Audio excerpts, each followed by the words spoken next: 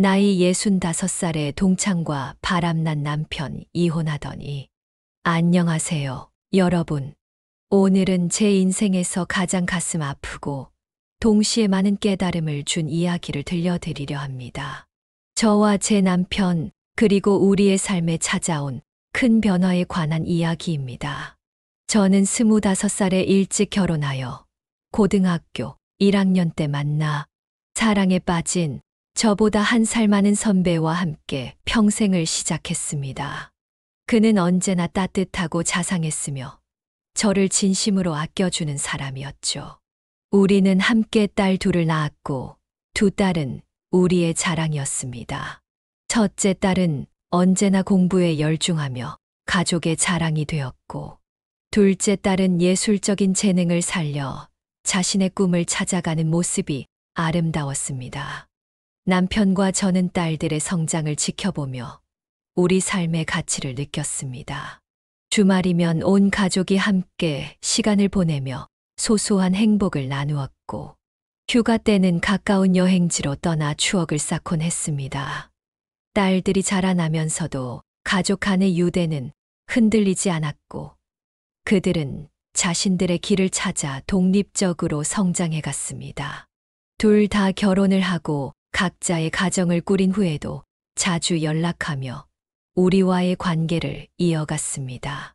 아이들이 남긴 웃음과 이야기로 가득했던 집이 조용해지면서 남편과 저는 새로운 시절을 맞이하게 되었습니다. 이제는 둘만의 시간을 보내며 더 많은 대화를 나누고 손주를 기다리며 나날을 보내고 있었습니다. 세월이 흘러 아이들이 성장하고 각자의 삶을 찾아 결혼을 했을 때 우리 부부는 손주를 기다리며 조용하고 평화로운 노후를 준비하고 있었습니다. 그러던 어느 날 남편이 예전과는 다른 모습을 보이기 시작했습니다. 자주 외출을 하고 휴대폰을 손에서 놓지 않았습니다. 평소에는 가벼운 농담도 곧잘 하던 사람이 무거운 침묵을 유지하는 날이 늘어갔죠. 처음에는 그저 바쁘거나 나이가 들어 피곤한 탓이라고 생각했지만 제 마음 한편에서는 어딘가 이상하다는 느낌을 지울 수 없었습니다. 남편의 변화는 점점 뚜렷해졌습니다.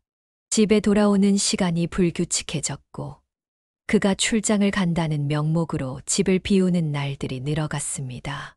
그럴 때마다 그의 표정은 어딘가 불안해 보였고 저와 눈을 마주치는 것도 피하는 것 같았습니다. 저는 남편의 행동 변화를 가볍게 넘기지 않기로 결심했습니다. 그의 휴대폰을 살펴볼까 고민도 했지만 오랜 시간 함께했던 믿음 때문에 망설였습니다. 그러나 의심은 날로 커져갔습니다. 어느 날 남편의 가방 안에서 내 친구의 이름이 적힌 메모와 작은 선물 상자를 발견했을 때 저는 더 이상 침묵할 수 없었습니다. 저는 충격 속에서도 상황을 명확히 파악해야겠다는 결심을 했습니다. 남편의 행동을 확실히 알기 위해 저는 남편을 몰래 미행하기로 했습니다. 처음에는 두려움과 망설임이 컸지만 그 진실을 마주하지 않으면 제 자신이 더 큰 고통에 빠질 것 같았습니다. 믿을 만한 사람에게 도움을 요청해 남편의 일정을 추적하기 시작했습니다. 며칠간의 미행 끝에 남편은 약속이라며 자주 찾던 카페에서 그 친구와 만나는 모습을 보았습니다. 그들은 마치 오랜 연인이 재회한 듯 깊이 교감하는 모습을 보이며 웃음을 나누고 있었습니다. 그 광경을 멀리서 지켜보는 제 심장은 무너지는 듯 아팠습니다. 그동안 느꼈던 모든 의심이 사실로 드러나는 순간 제가 쌓아온 모든 믿음이 산산조각 나는 기분이었습니다. 하지만 저는 그 자리를 박차고 나갈 수 없었습니다. 저는 끝까지 사실을 확인하고 이후의 선택을 신중히 하기 위해 침착하려 애썼습니다. 미행을 통해 확인한 사실들은 너무도 뚜렷했습니다. 남편은 고등학교 동창이자 제 친구였던 그녀와 가까운 사이를 유지하고 있었습니다. 그들이 주고받는 대화 속에서 저는 남편이 우리 가정을 뒤로 한 채 그녀와 함께하는 삶을 선택하려 한다는 뉘앙스를 감지했습니다. 그날 집으로 돌아오는 길은 길고도 고통스러웠습니다. 그동안의 모든 희망과 미래가 붕괴된 듯한 느낌이 저를 휘감았지만 동시에 이제는 남편과 진지하게 대면해야 한다는 결심이 섰습니다. 그날 밤 남편에게 조용히 물었습니다. 요즘 무슨 일이 있는 거야? 처음에는 당황한 기색을 보이더니 아니, 왜 무슨 일은 갑자기? 이내 태연한 척하며 아무 일도 없다고 말했습니다. 하지만 그의 눈빛은 흔들리고 있었습니다. 제 질문이 계속되자 그는 결국 입을 열었습니다. 그가 말한 진실은 제게 너무나 충격적이었습니다. 남편은 고등학교 시절에 알던 동창과 다시 연락을 주고받기 시작했고 점차 가까워지면서 감정이 싹 텄다고 했습니다. 그는 그녀가 혼자 살아가고 있는 모습에 동정심을 느꼈고 그 감정이 점차 사랑으로 변했다고 했습니다. 그의 변명은 제게 아무런 위로가 되지 않았습니다. 오히려 그동안 내가 쌓아온 믿음과 추억이 배신당한 느낌만 들었습니다. 그 후로 며칠 동안 저는 깊은 슬픔과 분노 속에서 지냈습니다. 남편은 나름대로 화해를 시도했지만 이미 그의 말은 제게 닿지 않았습니다. 저는 점점 더 그와 대화하기가 어려워졌고 우리가 함께했던 집이 더 이상 안식처가 아닌 상처의 공간처럼 느껴졌습니다. 그 공간 속에서 느껴지는 외로움과 고통은 상상을 초월했지만 저는 끝내 남편의 진심과 비밀을 마주해야 한다고 마음먹었습니다. 그날은 비가 내리던 날이었습니다. 창문 너머로 떨어지는 빗방울을 바라보며 저는 그에게 마지막으로 솔직하게 말해달라고 요청했습니다. 그는 처음에는 대답을 피하려 했지만 결국 눈물을 머금고 진실을 고백했습니다. 그의 이야기를 들으면서 저는 마치 차가운 칼로 심장을 도려내는 듯한 고통을 느꼈습니다. 그는 이미 오랜 시간 동안 저를 속이고 있었고 그것이 단순한 순간의 실수가 아니라 그의 선택이었다는 점이 더욱 가슴 아팠습니다. 그가 선택한 동창은 제가 가장 의지했던 친구 중 한 명이었습니다. 그녀의 이름이 우리 대화 속에서 반복될 때마다 그 이름은 저에게 깊은 상처로 새겨졌습니다. 남편은 그녀의 외로움을 보듬어주고 싶었다고 말했지만 그 과정에서 제가 잃어야 했던 것들에 대해선 아무런 생각도 없었던 것 같았습니다. 제가 쌓아온 믿음과 사랑은 단지 그들에게 부수적인 요소였던 걸까요? 이 질문이 끊임없이 제 머릿속을 맴돌았습니다. 이 상황 속에서 저는 선택의 기로에 서 있었습니다. 과거에 매달릴 것인가? 아니면 새로운 길을 찾아 나아갈 것인가? 저는 제 자신을 위해 두 번째 길을 선택하기로 했습니다. 가장 먼저 한 일은 스스로를 위한 시간을 가지는 것이었습니다. 저를 힘들게 했던 공간에서 벗어나기 위해 작은 집으로 이사를 했고 그곳에서 비로소 새로운 일상을 시작했습니다. 혼자 요리를 배우고 정원에서 시간을 보내며 잊고 지냈던 취미를 되살리는 과정은 생각보다 쉽지 않았습니다. 하지만 작은 변화 하나하나가 모여 제 삶에 다시 빛을 더하기 시작했습니다.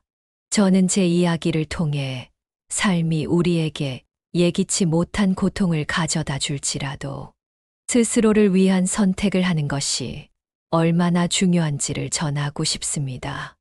남편은 제 고등학교 동창이었던 혼자 지내던 한 친구와 바람을 피우고 있었습니다. 그 친구는 저희 오랜 친구이자 가깝게 알고 지내던 사람이었기에 충격은 더욱 컸습니다. 하지만 더 큰 상처는 여기서 끝나지 않았습니다. 남편은 이미 우리 가정을 위한 재산을 대부분 그녀에게 넘겼고 결국 저는 집을 나올 수밖에 없게 되었습니다.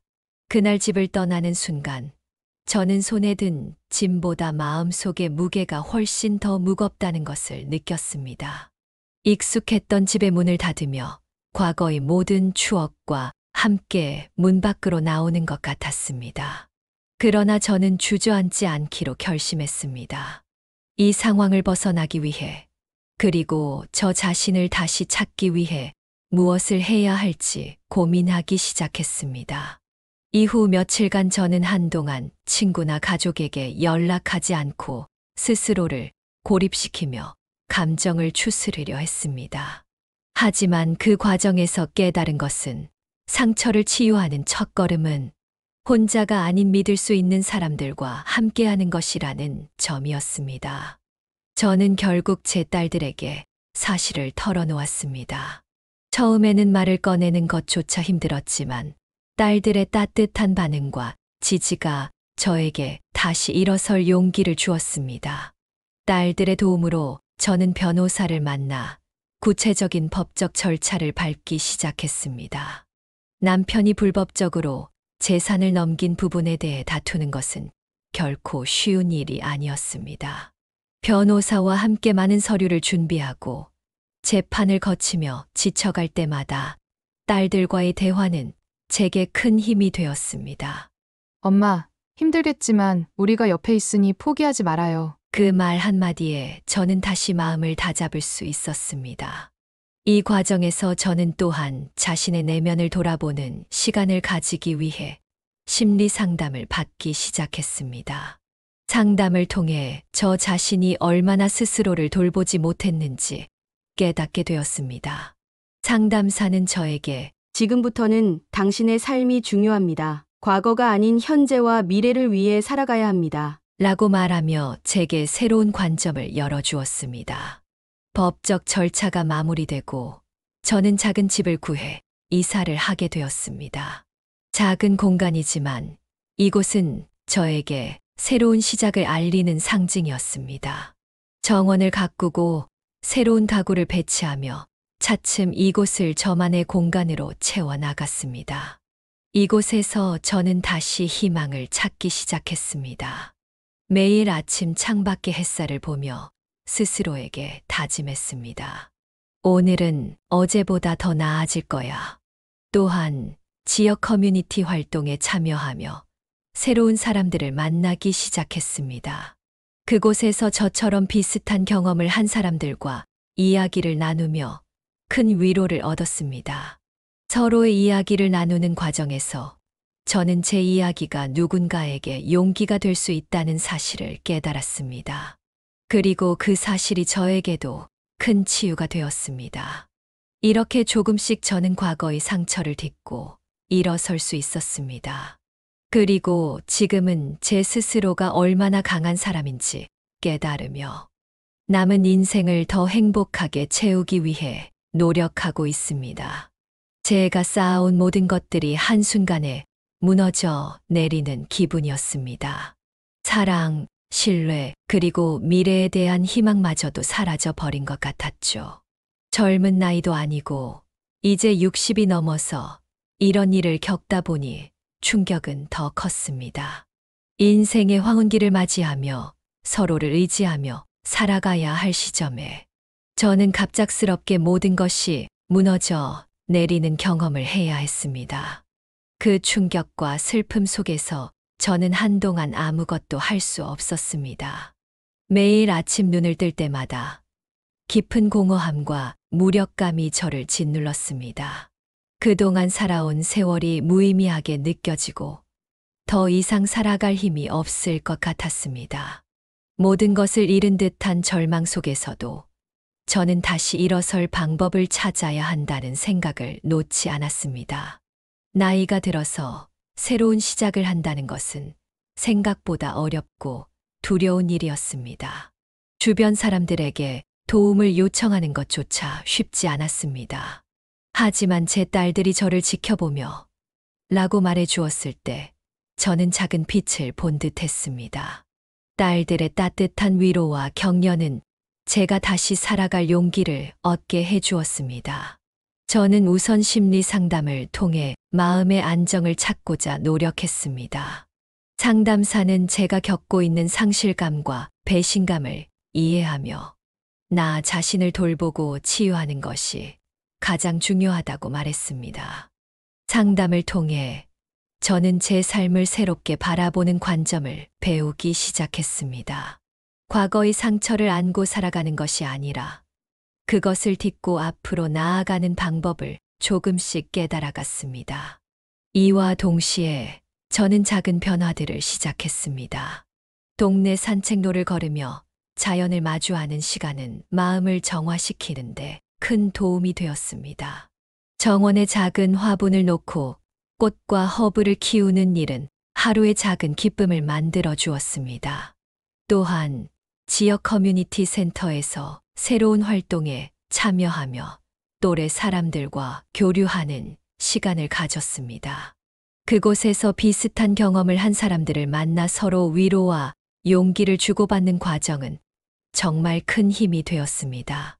이제는 나 자신을 사랑하고 새로운 삶을 만들어가는 것이 더 이상 두렵지 않습니다. 비록 인생의 후반부에서 큰 어려움을 겪었지만 저는 이 경험을 통해 더 단단해지고 성장할 수 있었습니다. 앞으로의 날들을 소중히 여기며 남은 인생을 더 행복하게 채우기 위해 노력할 것입니다. 매일 아침 눈을 뜰 때마다 공허함과 무력감이 저를 짓눌렀고 시간은 더디게만 흘렀습니다. 하지만 그 순간에도 저를 붙잡아준 것은 제 딸들이었습니다. 딸들은 제가 겪은 고통을 알고 마음으로부터 위로하려 했습니다. 처음에는 절망 속에 빠져 지냈습니다. 하지만 시간은 제게 중요한 깨달음을 주었습니다. 저는 제 삶을 스스로 다시 세워야 했고, 이를 위해 용기를 내야 했습니다. 그리고 세월이 흘러 그 후 2년이 지났습니다. 어느 날 뜻밖에도 전 남편이 제 문을 두드렸습니다. 문을 열었을 때 마주한 그의 모습은 제가 기억하던 남편의 모습과는 달랐습니다. 초췌하고 지친 얼굴, 힘없이 선 몸, 그리고 한 손에 들린 허름한 가방이 그의 처지를 그대로 보여주고 있었습니다. 오랜만이야. 그가 나지막이 말을 꺼냈습니다. 저는 당황스러웠지만 그를 집 안으로 들이며 커피 한 잔을 건넸습니다. 커피를 마시며 잠시 머뭇거리던 그는 마침내 자신이 암에 걸렸다는 사실을 털어놓았습니다. 처음엔 믿을 수 없었습니다. 그의 이야기를 들으며 복잡한 감정이 뒤섞였습니다. 과거의 상처와 분노가 다시 떠올랐지만 동시에 그의 고통스러운 모습을 보며 연민이 일기도 했습니다. 그는 저를 바라보며 말했습니다. 이제야 내가 얼마나 많은 잘못을 저질렀는지 알 것 같아. 그런데 너무 늦었지. 저는 그의 말에 대답하지 못하고 그저 커피잔을 내려놓았습니다. 그가 이어서 말했습니다. 내가 내게 얼마나 상처를 줬는지 알아. 이제 와서 용서를 구하는 게 얼마나 뻔뻔한 일인지도 알아. 하지만 내가 아니면 아무에게도 털어놓을 수 없었어. 그의 말은 제 마음 깊은 곳을 찌르는 듯했습니다. 저는 긴 침묵 끝에 차분히 입을 열었습니다. 내가 당신을 용서하는지 아닌지는 이제 중요하지 않아. 당신이 나에게 상처를 준 건 사실이지만 그걸로 내 인생이 끝난 건 아니었어. 나는 내 삶을 다시 세웠고 지금은 평화롭게 살고 있어. 당신도 당신이 해야 할 일들을 정리하고 스스로를 받아들여야 할 거야.